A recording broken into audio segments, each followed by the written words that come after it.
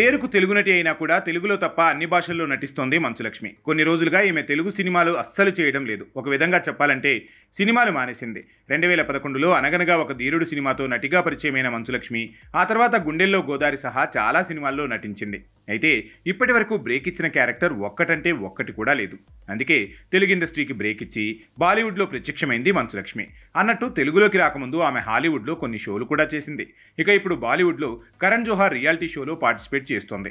దీనికి సంబంధించిన ట్రైలర్ విడుదలైంది. ఇప్పుడు ది ట్రైటర్స్ అంటూ మరో కొత్త రియాలిటీ షోతో ప్రేక్షకుల ముందుకు వస్తున్నాడు కరణ్ జోహార్. తాజాగా ఈ షోకు సంబంధించిన ట్రైలర్ విడుదల చేయగా రెస్పాన్స్ అదిరిపోయింది. విజువల్ గ్రాండియర్, థ్రిల్లింగ్ ఎలిమెంట్స్తో ఆసక్తికరంగా సాగింది ఈ ట్రైలర్. ఈ షోలో 20 మంది సెలబ్రిటీస్ పాల్గొంటారు. రాజస్థాన్లోని రాయల్ కోటను తలపించే సూర్యగఢ్ ప్యాలెస్లో ఈ రియాలిటీ షోను నిర్వహిస్తున్నారు.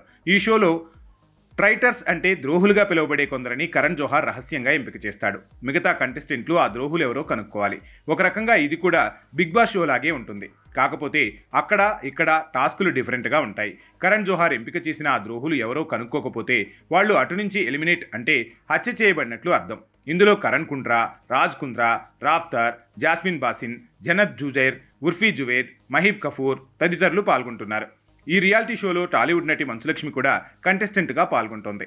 తాజాగా విడుదలైన ట్రైలర్లో ఆమె కూడా కనిపించింది. తన గేమ్ చాలా కష్టంగా ఉంది అంటూ వెక్కి వెక్కి ఏడుస్తుంది మంచులక్ష్మి. మరి ఆమె ఈ గేమ్ షోలో ఎన్ని రోజులు కొనసాగుతుంది అనేది ఆసక్తికరమే. ది ట్రైటర్స్ అనేది రెగ్యులర్ టీవీ రియాలిటీ షో కాదు. ఇది మైండ్ గేమ్తో పాటు ద్రోహం, డ్రామాతో నిండి ఉంటుంది. ప్రేక్షకులను చివరి వరకు కూర్చోబెట్టేలా షోను ప్లాన్ చేసినట్లు కరణ్ జోహార్ తెలిపాడు. ప్రతి గురువారం రాత్రి 8 గంటలకు అమెజాన్ ప్రైమ్ వీడియోలు ఈ షో ప్రసారం అవుతుంది. మంచులక్ష్మి ఉంది కాబట్టి తెలుగులో కూడా ఈ షోకు ఆదరణ లభించే అవకాశాలు లేకపోలేదు.